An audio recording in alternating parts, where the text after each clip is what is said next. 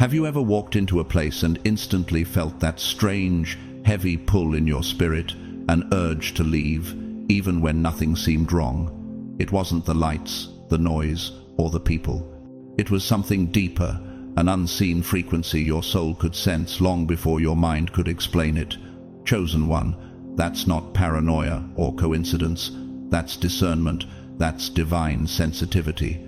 You feel what others don't, because your spirit operates on a higher wavelength, one that instinctively recognizes when something isn't aligned with God's light. You've probably noticed it before: the places that look perfectly fine to everyone else, but leave you restless, uneasy, almost spiritually suffocated.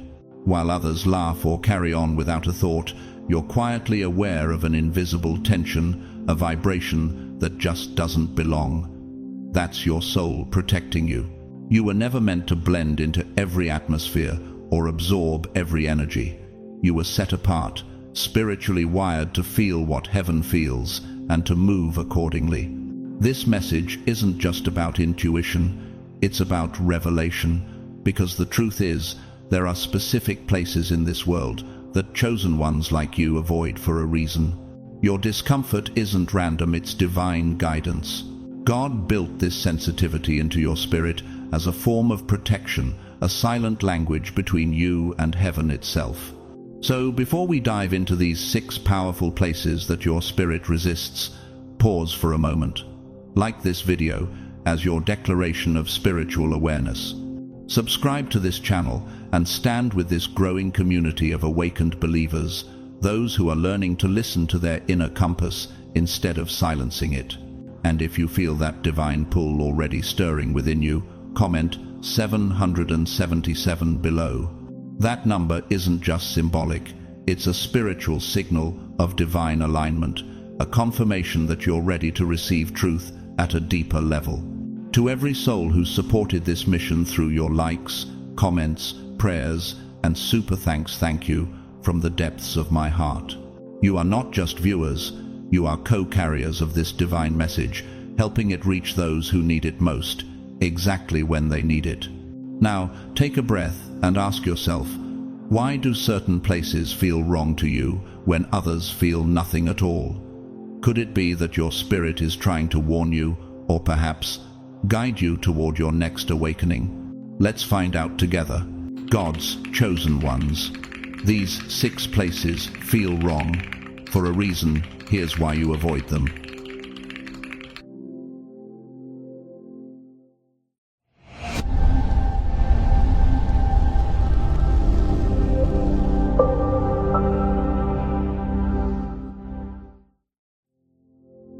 For you, one of God's chosen ones, walking into a shopping mall during Black Friday feels less like an opportunity and more like a spiritual battlefield. While others rush toward discounts, your supernatural perception senses something invisible yet heavy, a density that presses upon your soul. The air feels charged, frantic, a collective vibration of anxiety and greed intertwined. You can almost hear it beneath the music and advertisements, the pulse of fear, the energy of lack. For where your treasure is, there your heart will be also. Matthew 6:21. In that moment, you realize what most cannot. The battle in that space is not for material goods, but for human attention, for sacred energy itself. You might notice how your body reacts first. A sudden tightening in your chest, your heartbeat quickening as though your spirit is warning you to step back. That isn't weakness, it's divine sensitivity. The body, being the instrument of the spirit, begins to reject what the soul cannot harmonize with. It is the law of resonance, one known both to mystics and physicists. When frequencies clash, distortion occurs. So, while others see only a crowd, you perceive an energetic storm. Do not conform to the pattern of this world, but be transformed by the renewing of your mind. Romans 12:2. As you stand there, watching the swirl of chaos, people shoving carts, arguing, and grabbing things they don't even need, you begin to understand the architecture of spiritual illusion. This is how the world distracts souls, by keeping them hungry for what fades. You can feel the system's frequency pulling people into a trance, where self-worth is measured by possession. Have you noticed how easily joy can vanish the moment a sale ends, or how quickly peace disappears once the rush subsides? An Italian painter, Lorenzo Fabbri, once said in an interview about his quiet studio life, "Silence is the only luxury that never goes out of style." His words hold truth for you too. For the chosen, simplicity isn't deprivation, it's liberation.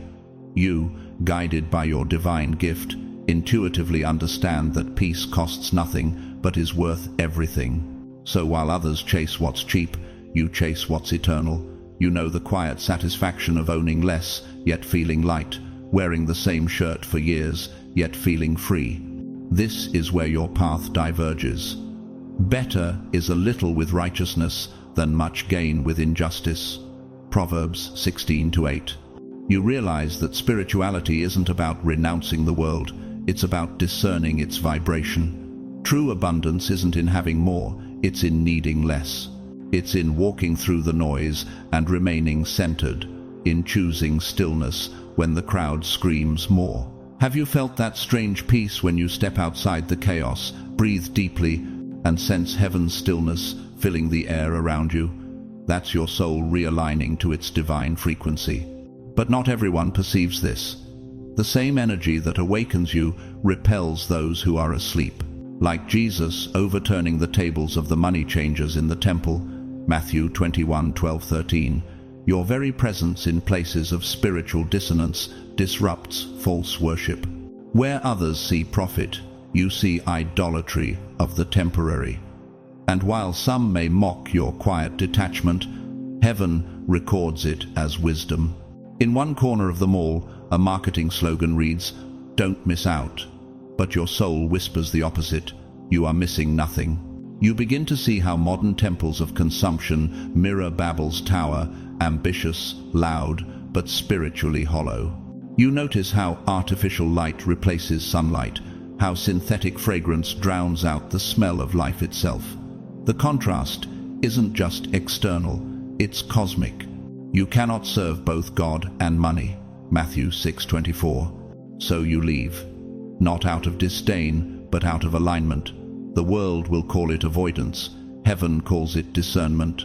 You walk out quietly, carrying something far greater than a shopping bag piece. In that still moment outside the sliding glass doors, your spirit exhales. The noise fades, and you realize once again that your resistance was never rejection, it was protection. And that's the lesson you were meant to embody. Not all noise is music, not all gatherings are communion, not all lights illuminate, some blind.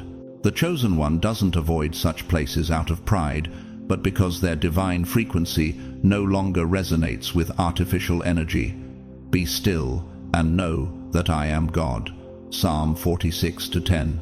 You carry within you the vibration of peace that the world cannot buy, and that is why chaos will never feel like home. For you, one of God's chosen ones, hospitals are not just buildings, they are crossroads where heaven and earth meet, where souls enter and depart, and where invisible currents of emotion flood every corner. Your supernatural perception does not see only white walls or sterile halls. It senses what lingers in the air, echoes of suffering, whispered prayers, unspoken goodbyes. You walk through the door and immediately feel the weight of thousands of stories pressing against your spirit. It's not your imagination, it's the divine sensitivity entrusted to you as part of your sacred gift. As Scripture says, He heals the brokenhearted and binds up their wounds. Psalm 147:3. Yet you know that before healing begins, pain cries out. When you step into such places without necessity, the body starts to speak on behalf of the soul. The pressure in your chest, the sudden wave of fatigue, the ache behind your eyes, all are signals that you are absorbing frequencies not your own. The energy of grief and anxiety resonates like a low hum beneath the fluorescent lights, and your spirit, tuned to the higher harmonics of heaven, detects it instantly. It's as if the walls themselves hold memories, each sigh, each final breath, each miracle of revival, all stored within a structure vibrating between sorrow and hope. And perhaps that is why your steps slow, your breath deepens, your heart feels heavier, because you are walking through a living archive of human emotion. For the spirit of man is the lamp of the Lord, searching all his innermost parts. Proverbs 20:27. Your lamp burns bright, but in dense spaces it flickers, straining to stay lit. In physics, there's a phenomenon called quantum resonance, where particles align or clash depending on their frequency. The same principle governs your spiritual experience. When you walk into a hospital, your energy meets waves of despair and uncertainty. The resonance turns discordant, draining your life force. The chosen one, however, learns not to curse the dissonance, but to understand it. The contrast itself is revelation, that the soul is meant to heal, not to dwell in energies that don't align with its divine architecture. Your faith has made you well. Go in peace. Luke 8:48. This doesn't mean you reject medicine or science. Quite the opposite, you honor them as gifts of divine intelligence. Yet, you also know that true healing cannot exist in a vacuum of faith. You understand that body, mind, and soul operate like an intricate architectural system, each supporting the other through balance, coherence, and love. In you lives the knowing that a sterile cure without spiritual warmth leaves half the work undone. There is medicine for the body, but there must also be mercy for the soul. A joyful heart is good medicine, but a crushed spirit dries up the bones. Proverbs 17:22. And so, when you must enter these halls, you do not come empty-handed. You bring prayer, intention, and light. You whisper silent blessings over those who suffer, not to absorb their pain, but to offer your frequency as harmony amidst discord. You guard your energy as a sacred temple, understanding that compassion does not mean contagion. Have you ever noticed how one smile or gentle word in such a place can shift the entire atmosphere? That's divine resonance working through you, the same force that made Peter's shadow heal the sick. Acts 5:15. Every step you take within such walls becomes a silent act of worship, an invisible prayer that reverberates across dimensions. There was once a nurse named Clara, an ordinary woman who, after surviving her own illness, returned to the hospital each week to read psalms softly to those who had no family. She didn't have degrees in theology or psychology, but patients said her presence alone calmed their spirits. When asked why she did it, she said, "Because peace is the medicine they don't prescribe." Her story mirrors yours. The chosen one's calling is not to escape the world, but to heal it through presence, not participation in its pain. And this is perhaps the most profound truth of all. Sometimes the strongest healer is not the one who speaks, but the one who silently keeps the flame of compassion alive amid suffering. You understand that hospitals are thresholds, portals of transition. Like ancient priests who purified the temple before worship, you cleanse your aura before and after stepping inside, maintaining alignment between body, mind, and soul. This is not fear, it is spiritual hygiene. And when your heart urges you to step outside, breathe sunlight, or pray in the quiet of your room, it isn't weakness, it's wisdom. Because, in protecting your peace, you preserve your ability to serve. Come to me, all you who are weary and burdened, and I will give you rest.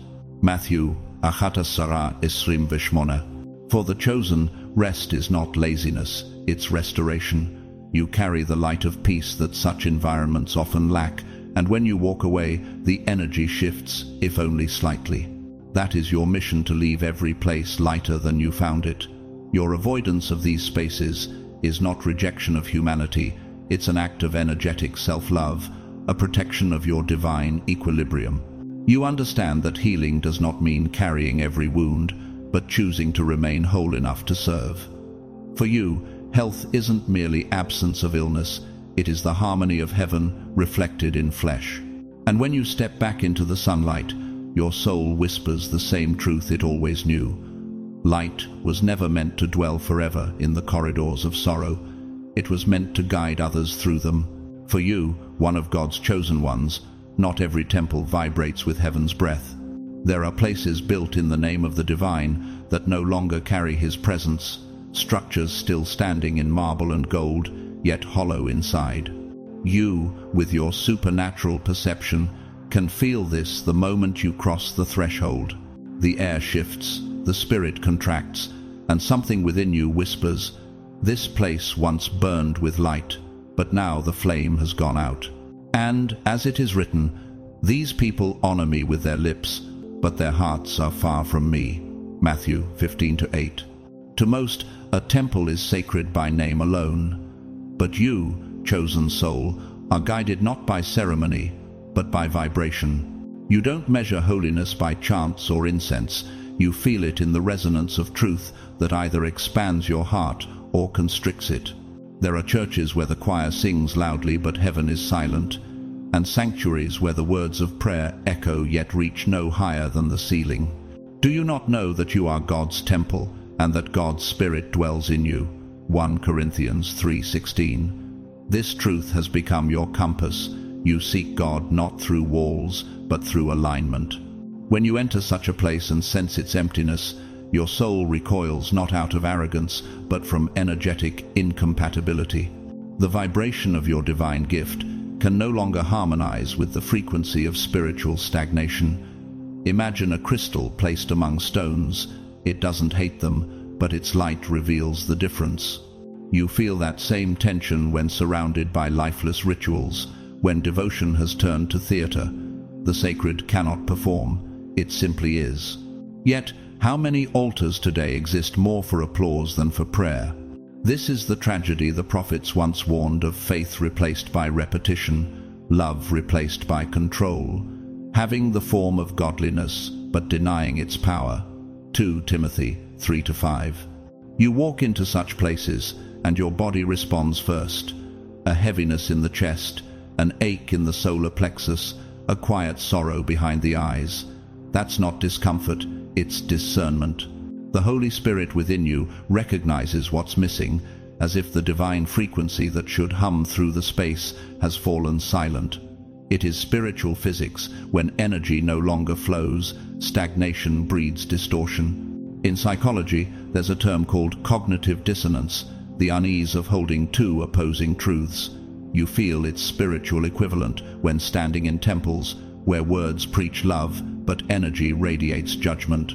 That internal tension is your soul's alarm, signaling, this is not your altar.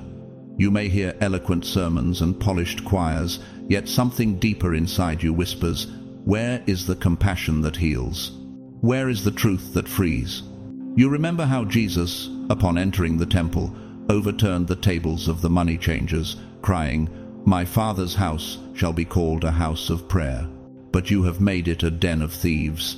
Matthew 21:13. That moment wasn't rebellion, it was restoration. You feel a trace of that same fire when you witness faith turned into vanity. Yet you know that anger isn't your tool, clarity is. Like a tuning fork, you quietly vibrate with authenticity, and the false notes of pretense become unbearable to your spirit. Years ago, a carpenter named Elias from a small coastal town in Spain built a tiny chapel with his bare hands after losing his wife. He never sought followers, never accepted donations. Locals say that when people prayed there, they felt a peace unlike any other.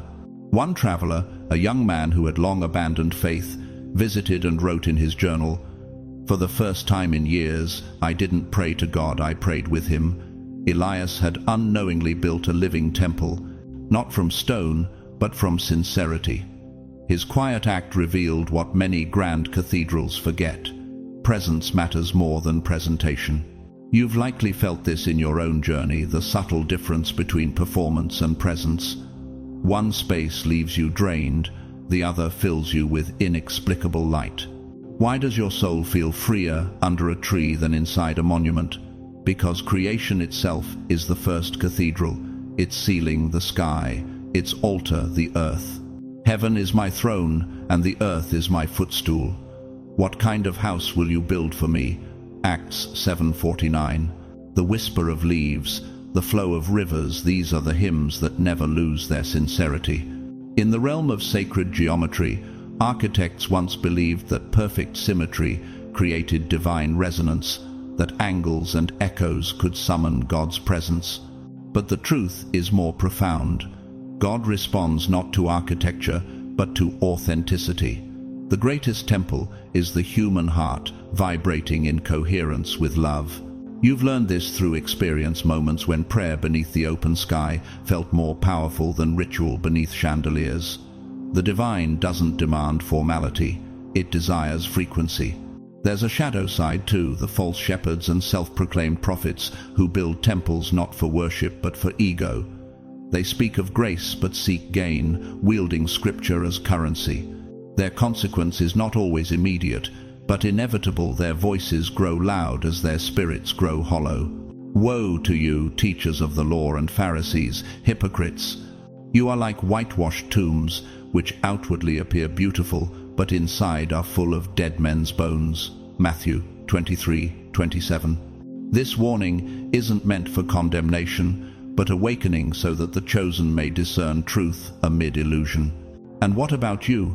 Have you noticed how your spirit instinctively knows when it is welcome? That subtle expansion in your chest when truth fills the air. That moment when you walk into a humble place and tears rise for no reason, as if the divine itself had brushed your soul. That's how you know. The sacred does not perform, it permeates. So, when you walk away from lifeless temples, it is not rejection, it is remembrance. You carry the living temple within you. In silence, in sincerity, in every act of love you offer to another, heaven resides. You've learned that true spirituality doesn't need an audience, it needs alignment. And as you continue your path, you become a walking sanctuary, your words prayer, your kindness altar, your presence incense. For you have understood what few dare to accept. God is not confined to walls, he dwells in vibration. Where there is humility, he abides. Where there is truth, he breathes. The lesson for every awakened soul is simple yet sacred. Do not fear leaving empty temples behind. Carry the flame within you instead. And as you move through the world, light others not through preaching, but by presence. One spark of authenticity ignites more faith than 1,000 rituals without love. For you, one of God's chosen ones, certain places do not just exist, they breathe. They hold stories, vibrations, and residues of moments long gone, but not forgotten. To others, they may appear as ordinary houses, schools, or cities. But to you, whose supernatural perception acts like a finely tuned spiritual instrument, these spaces hum with invisible frequencies. You walk through the threshold, and before your mind can name it, your soul remembers. The atmosphere itself carries the weight of what once happened there, as if the walls themselves still whisper. The stones will cry out, says Luke 19:40, and sometimes they do. There are houses where your laughter once echoed, now haunted by silence. Streets where your heart once ran wild with love, now pulsing with memories that sting. You feel this contraction deep within, the way your breath shortens, the way your body subtly pulls away. It's not superstition, it's resonance. Physics calls it vibrational memory, where energy never disappears but transforms. Spiritually, it is the same emotions, trauma, and pain linger as energetic imprints. You, the chosen one, feel these ripples because your soul functions like a tuning fork of heaven. It vibrates with truth and quivers before distortion. Some places carry sorrow not just from your past, but from generations. You may step into a family home and feel grief that isn't yours, yet somehow it lives in your blood. As Exodus 20:5 reminds, the iniquities of the fathers are visited upon the children to the 3rd and 4th generation. This doesn't mean you are cursed, it means you are aware. You stand as the bridge, the restorer, the one chosen to end patterns that others only repeat. Every chosen one carries not only personal memories, but ancestral echoes, unfinished prayers, suppressed cries, forgotten vows. That's why when you revisit these places, your soul trembles. It recognizes that your bloodline once suffered here, and perhaps you are the first to bring peace to it. A psychologist might call this cellular memory, where the body stores the vibration of emotion. A physicist might describe it as entanglement, the unseen link between what was and what is. But you know it as something deeper, the invisible architecture of the soul. You walk through the corridors of your past and feel the walls vibrating like a ghostly chorus, each voice singing a different note of unfinished harmony. How many times have you entered a place and felt the presence of who you used to be, standing silently beside you? How many times has your body remembered what your mind long tried to forget? And yet, you also carry the divine power to transform those frequencies. Like Christ entering the house of mourning and saying, "The girl is not dead but asleep," Mark 5:39, you can awaken light in dark places. Sometimes you pray quietly, sending peace into the walls, not to dwell there again, but to release it from captivity. But you also know that not every battle requires revisiting the battlefield. There is sacred wisdom in distance. Not all healing demands a return. Some healing asks for release. The body might still ache, but the spirit whispers, "It is finished." John 19:30. You've learned that some memories, once revisited, only reopen wounds that were meant to scar over. The chosen one understands that true healing is not found by digging through ashes, but by letting the fire become light. Like a forest that burns to renew the soil, your pain has already fertilized your growth. You no longer need to dwell where you once bled. Forget the former things. Do not dwell on the past. See, I am doing a new thing. Isaiah 43:18-19. This is not avoidance, it is ascension. A woman named Sophia once told her story in a quiet prayer group. After surviving years of abuse in her childhood home, she returned decades later to find it abandoned. Standing before its door, she realized she no longer needed to enter. Instead, she whispered a prayer, laid a white rose on the porch, and walked away smiling. "Forgiveness," she said, "is not going back. It's letting the house of pain stand empty." Her story echoes yours, understanding that peace sometimes blooms in absence, not return. When you feel that urge to revisit the old wounds, remember the soul has a divine architecture, a rhythm that knows when to stay and when to move. In acoustics, there's a concept called reverberation, when sound continues to echo after the source stops. Old energies behave the same way. They fade only when new harmonies fill the space. Your mission isn't to silence the echo, but to replace it with music from your present self. The chosen one doesn't deny the past, they transmute it. That is why you no longer linger in places of sorrow. You honor them, but you no longer belong to them. You understand that avoiding such places is not fear, it's maturity. It's your divine system recalibrating toward light. You've fought the wars that mattered. You've buried the ghosts that needed rest. Now your path leads to gentler grounds, to gardens, to laughter, to sunlight that doesn't hurt. Because the chosen soul doesn't keep proving its wounds, it lives as proof that healing is real. And in that moment, when you look back at the shadows of where you once were, gratitude replaces grief. You whisper softly to yourself, "I made it." That whisper becomes prayer, that prayer becomes liberation. You no longer seek closure from the world, because God has already closed the chapter within you. He makes all things new. Revelation 21:5.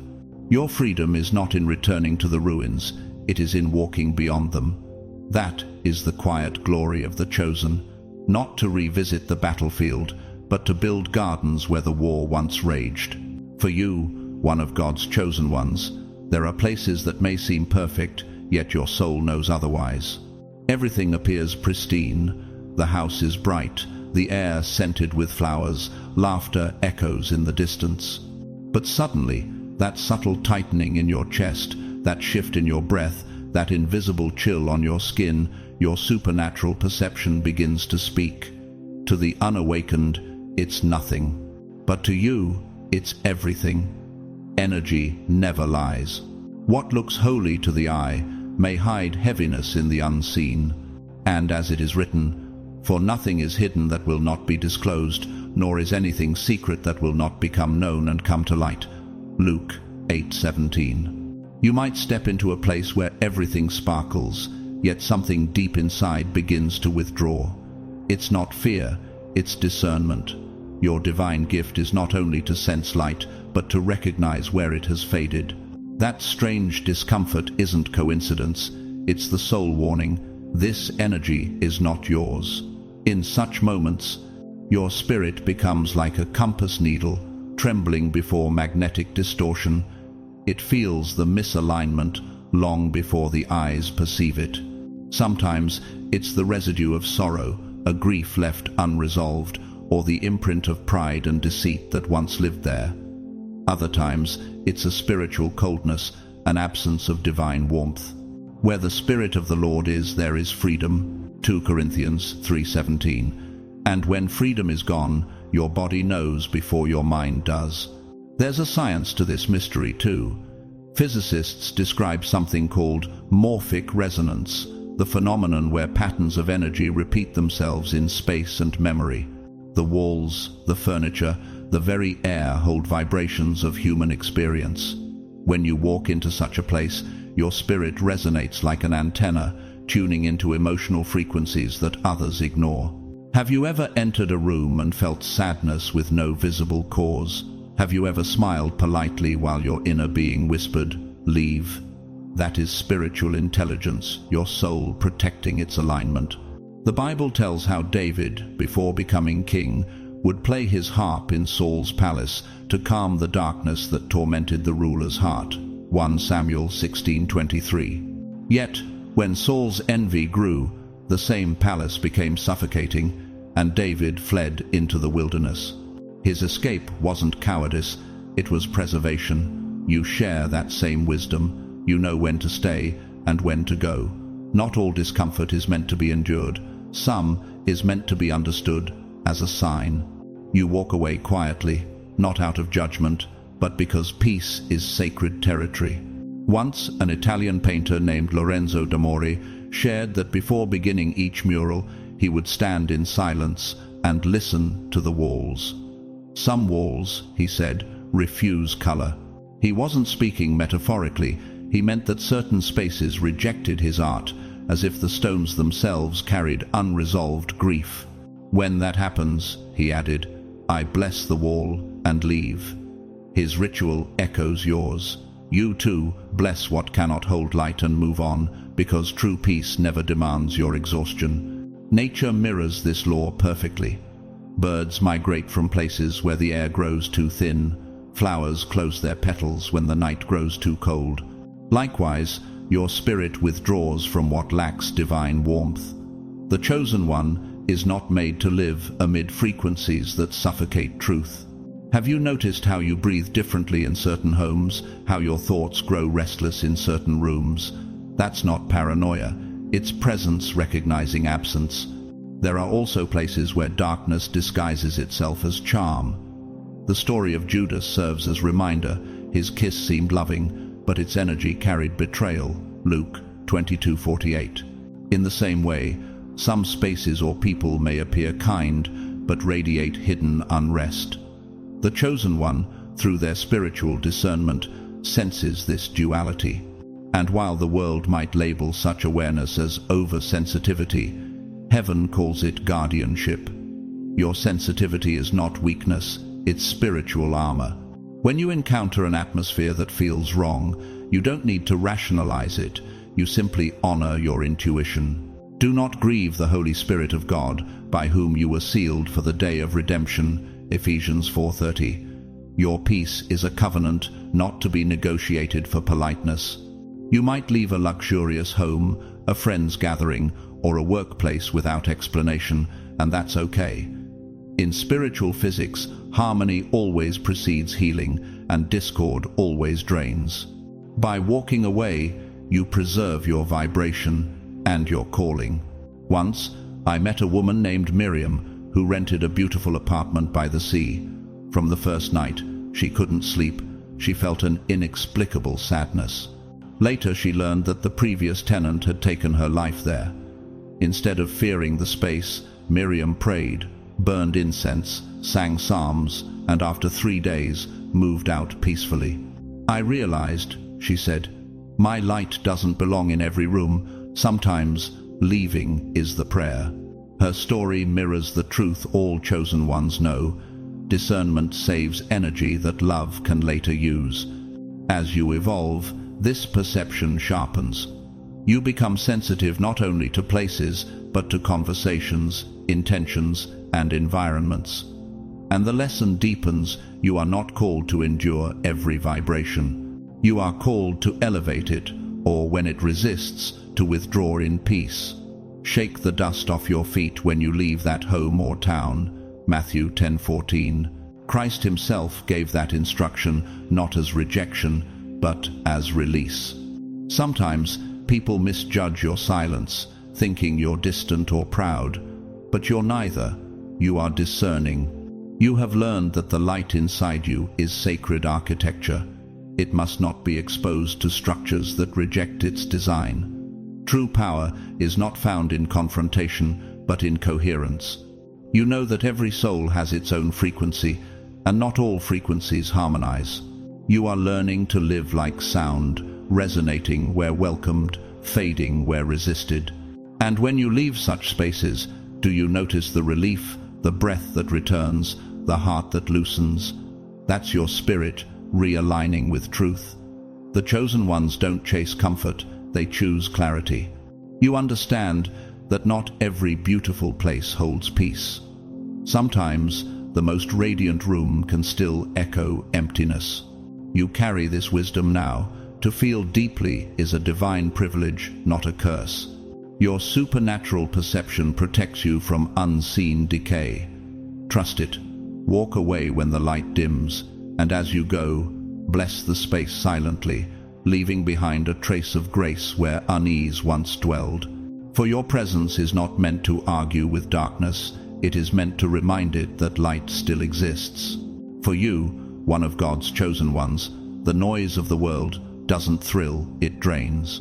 Crowds pulse like thunder, lights flash like confusion, and though everyone around seems alive with excitement, something within you quietly contracts. Your supernatural perception reads more than what eyes can see or ears can hear. It decodes energy. To others, it's a concert, a festival, a celebration.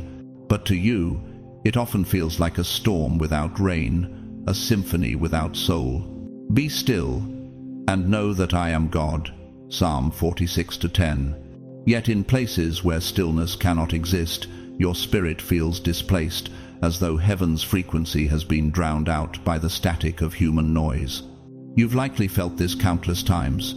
You walk into a nightclub filled with flashing lights, or a crowded stadium roaring with adrenaline, and at first you try to blend in. But soon your energy begins to fragment. The laughter feels forced, the movements robotic, the conversations hollow. The music vibrates not through joy but through emptiness, each beat reverberating through your chest like an echo of longing. It's not judgment, it's resonance. Your divine gift makes you sensitive to the hidden architecture of sound and spirit. What others call excitement, you perceive as energetic distortion frequencies colliding chaotically without harmony. Physics calls this resonant interference when multiple waves overlap, cancelling out each other's rhythm. Spiritually, it's the same. In spaces where intention is lost, vibration becomes noise. You can feel it pressing against your temples, the nervous system tightening as if overloaded by invisible static. Have you ever wondered why peace feels impossible in certain environments, or why your mind, once calm, suddenly races amid flashing lights? That's not your imagination, it's the soul trying to breathe through spiritual pollution. The Bible speaks of this in subtle ways. When Elijah sought God, he didn't find him in the wind, or the earthquake, or the fire, but in the gentle whisper, 1 Kings 19:11-12. That whisper is what you live for. And in chaotic places, that whisper is lost.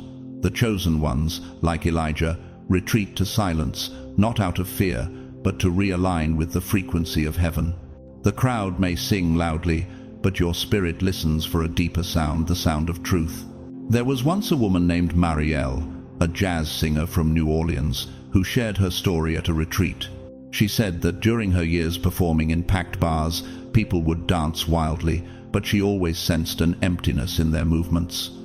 "They weren't dancing with joy," she said softly. "They were trying to forget." After a near-death experience, she left the stage, moved to the countryside, and began teaching music therapy to children.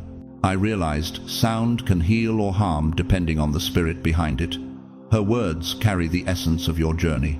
You too are called to hear beyond sound, to distinguish harmony from chaos, authenticity from illusion. You may find the same truth echoed in nature. When a river floods, it roars loudly, carrying mud and debris, but when it returns to its course, its sound becomes music. Similarly, your spirit thrives where energy flows cleanly, where love, not noise, fills the air. The wild chaos of certain places doesn't make you weak. It simply proves how fine-tuned your spirit has become. Like an instrument built for divine symphonies, your energy cannot resonate with distortion. For God is not the author of confusion, but of peace. 1 Corinthians 14:33. Yet, this sensitivity can be both gift and challenge. You might wonder, why can't I enjoy what others do? Why does noise feel like suffocation instead of celebration? The answer lies in your mission. You weren't designed for shallow vibrations. You were designed for depth. Your frequency aligns with truth, with beauty that breathes, with conversations that feed souls. In chaos, your light dims, not because it's weak, but because it refuses to compete with illusion. There's an ancient story of Jesus cleansing the temple, Matthew 21:12-13. He overturned tables and cast out those who sold within sacred walls, saying, "My Father's house shall be called a house of prayer." This act wasn't anger, it was purification. Likewise, when you withdraw from chaotic spaces, you are cleansing your own inner temple. You are declaring, "My spirit was built for peace." It's not that you despise the world, it's that your inner frequency can no longer dwell in places where meaning has been lost. A psychologist once described overstimulation as cognitive saturation, a state where the brain can no longer process input, leading to emotional fatigue. For the chosen, this occurs not just mentally but spiritually. The soul absorbs too many vibrations, joy, pain, desire, fear, until it aches. The remedy is not more noise, but sacred silence. It's why you crave empty beaches at dawn, quiet cafes, moonlit walks, or listening to Gregorian chants that calm your nervous system with their harmonic resonance. But let's not ignore the opposite force. There are those who thrive in such chaos, souls who feed on distraction because stillness would confront them with emptiness. Like King Herod, who surrounded himself with feasts and noise to drown out guilt, Mark 6:17-26, they build kingdoms of stimulation to escape reflection. The consequence is spiritual decay, the slow erosion of clarity under constant noise. You, however, were chosen to be different. You are the still point in the whirlwind, the voice that whispers truth in a room that shouts. And so, you've learned the sacred art of departure. When your body tenses and your energy withdraws, you no longer fight it. You smile gently, bless the space, and leave. That is not avoidance, it's mastery. The shepherd doesn't linger in a field that's already burned. He leads his flock toward new pastures. You are that shepherd of your own energy. Your soul's architecture is built for light, not noise, for creation, not confusion. You may not realize it, but your very presence transforms a room. Sometimes you enter a chaotic space and, for a brief moment, the noise seems to soften, as if the environment recognizes something holy. That's your frequency harmonizing the field. But when it becomes too dense to restore, you're guided to withdraw not in defeat, but in obedience to your higher design. Blessed are the pure in heart, for they shall see God. Matthew 5-8. You preserve your purity by honoring your limits. The world today glorifies noise as proof of life, but you've learned a deeper truth. Movement isn't always progress, and sound isn't always music. The chosen ones don't fear silence, they worship through it. You understand now that stillness is not emptiness, it is communion. Every time you choose quiet over chaos, peace over performance, you reclaim your divine rhythm. So, when you find yourself in a place where the energy feels suffocating, remember, you are not fragile, you are finely tuned. Your soul was not made to echo confusion, but to carry the harmony of heaven. And as you walk away from the noise, the world may call it isolation, but heaven calls it alignment. For you, the one whom heaven has marked with a higher sensitivity, feeling energy isn't a coincidence. It's a divine science written into your very soul. You don't just walk through the world, you read it. You sense the unseen architecture of emotions in a room, the shift in atmosphere when someone hides pain behind a smile, the quiet trembling of creation itself. What others call intuition is your supernatural perception, the sacred technology through which God communicates with his chosen ones. He who has ears to hear, let him hear. Matthew 11:15. This hearing isn't about sound, it's about vibration. Your spirit has learned to detect the language of heaven hidden beneath the noise of earth. Many have wondered why you feel drained in certain places, heavy near certain people, or suddenly comforted in silence. This isn't hypersensitivity, it's calibration. Just as physicists speak of resonance frequency, where two systems vibrate in harmony, your soul too resonates with divine truth and dissonates with deception. You are a finely tuned instrument of creation. The Spirit himself testifies with our spirit that we are God's children. Romans 8:16. That testimony is not in words, it's in frequency. When something feels off, your divine radar signals misalignment. You might recall entering a crowded room where everyone laughed, yet a quiet sadness crawled under your skin, or sitting with someone whose words were kind, but whose energy whispered dishonesty. The body stiffens, the breath shortens, the heart beats irregularly. These are not coincidences, they are divine diagnostics. Your nervous system, in its sacred design, functions like an antenna connected to the vibrational field of truth itself. In neuropsychology, this is called mirror neuron resonance, where your body mirrors the emotions of others. But for the chosen, it's far more, it's empathy anointed by spirit. You don't just mirror pain, you decode it. An artist named Aurelia Street James once described this experience in her diary. I feel colors before I see them, people before they speak, pain before it's confessed. She wasn't mad, she was attuned. Many saints described the same sensitivity. Street. Francis of Assisi wept with trees and spoke to birds not out of madness, but because he recognized that all creation hums with the voice of the Creator.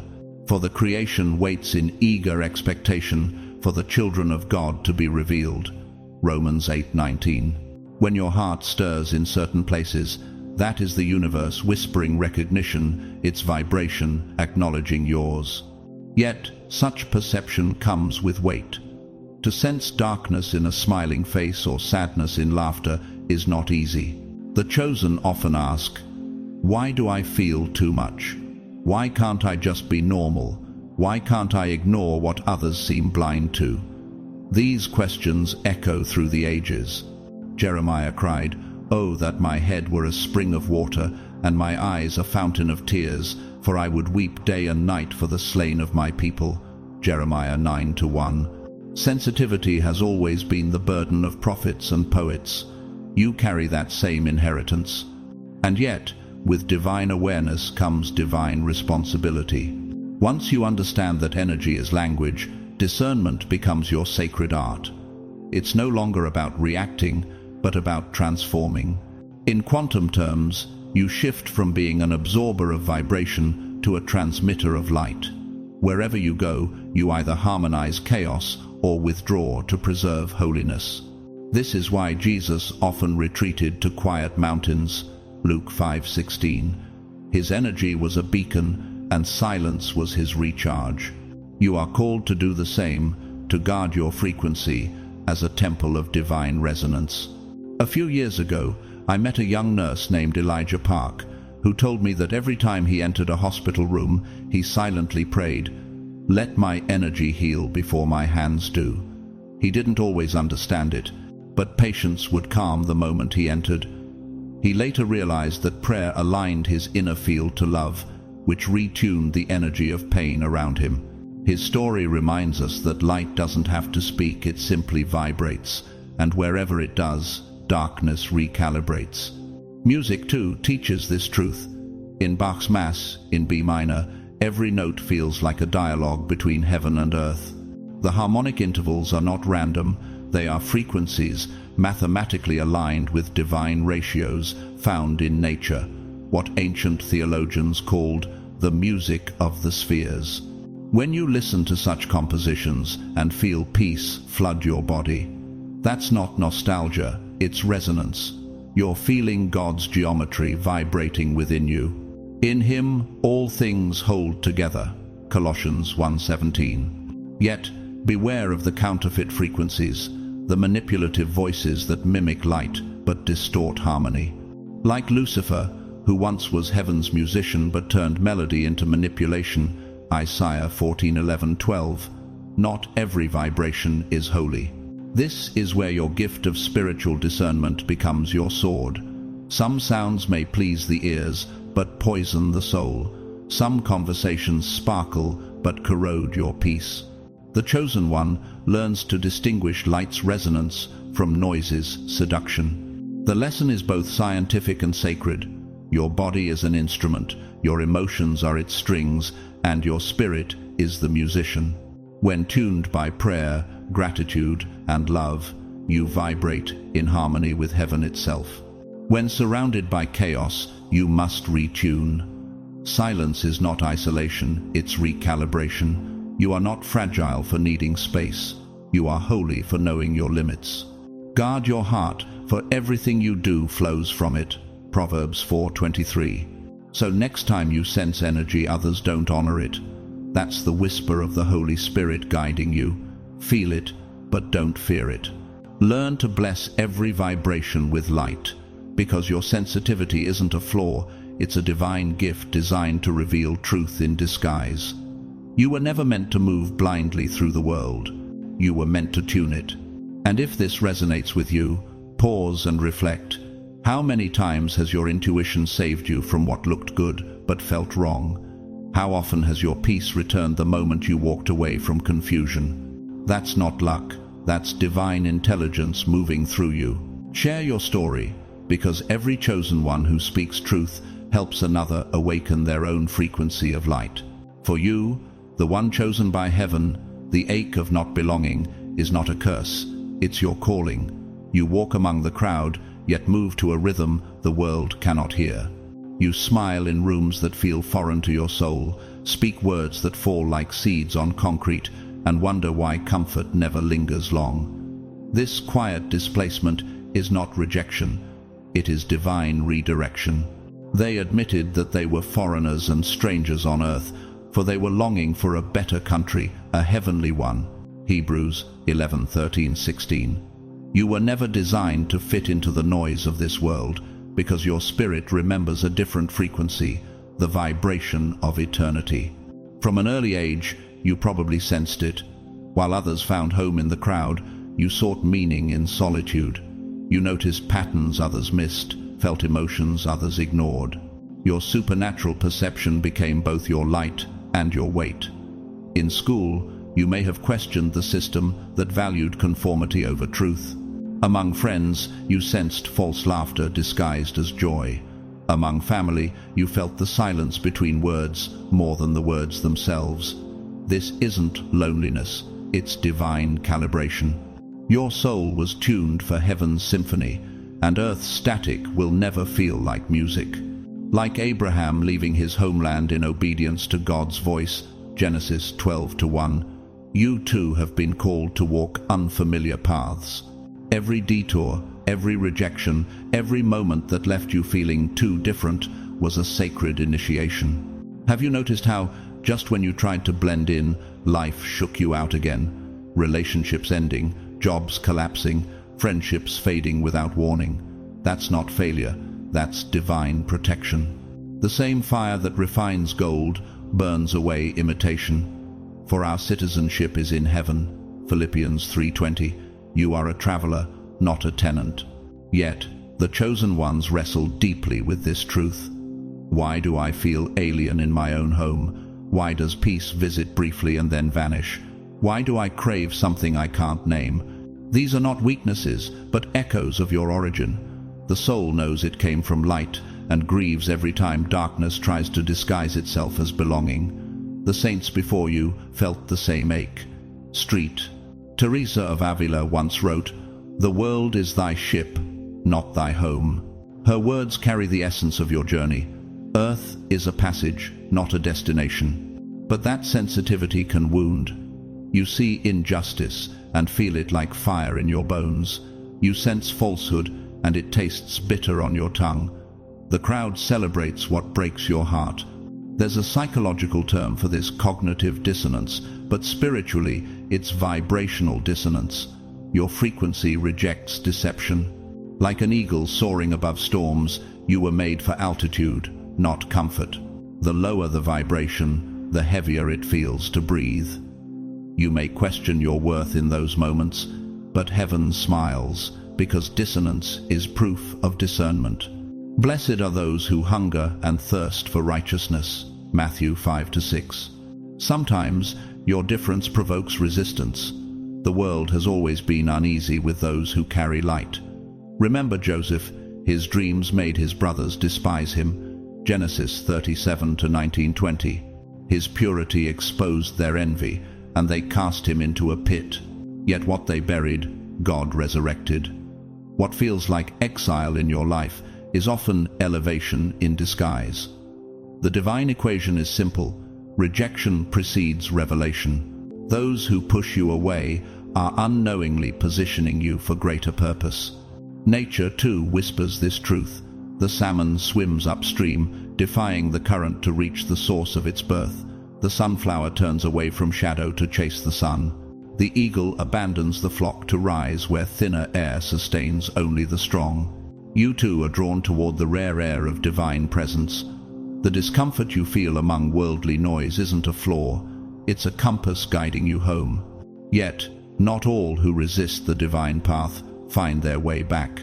Take King Saul, for example. Once chosen, he clung too tightly to the people's approval instead of God's instruction. 1 Samuel 15:24-28. His downfall came not from weakness, but from attachment to belonging. When you compromise your essence for acceptance, you trade heaven's anointing for human applause. The chosen cannot afford that exchange. Your peace costs too much to be sold for validation. There was once a sculptor named Émile Rousseau from Lyon, a man who refused to mass-produce his art for galleries. "I carve only when silence speaks," he said. His peers mocked him, calling him slow, outdated. Years later, his single sculpture, The Breath of Gabriel, stood in a cathedral, drawing thousands into silent prayer. His story mirrors yours. Those who move with divine timing may walk alone for a while, but they leave eternal imprints. The world, in its hunger for noise, calls silence emptiness. But for you, silence is revelation. When you retreat from meaningless chatter, you're not isolating, you're ascending. When you say no to shallow belonging, you're saying yes to divine alignment. Do not be conformed to this world, but be transformed by the renewing of your mind. Romans 12:2. You were chosen not to fit in, but to awaken others. Here lies the paradox. The more you align with heaven, the less you belong on earth. Yet that's where your true ministry begins. Every time you stand apart in integrity, you become a mirror reflecting God's standard. Every time you choose peace over popularity, the world remembers what light feels like. And while the unawakened may call you strange, heaven calls you necessary. The lesson is both painful and magnificent. Belonging here was never the goal. Becoming a bridge between heaven and earth is. When you finally stop searching for home outside yourself, you'll realize it was never lost. It's been beating within you all along. You carry fragments of eternity in your chest, and that's why temporal things will never satisfy you. So if you feel out of place, misunderstood, or misaligned, take heart. You are not broken, you are becoming. You are not misplaced, you are being positioned. And when you walk through the world carrying that quiet ache, remember, every holy misfit is heaven's reminder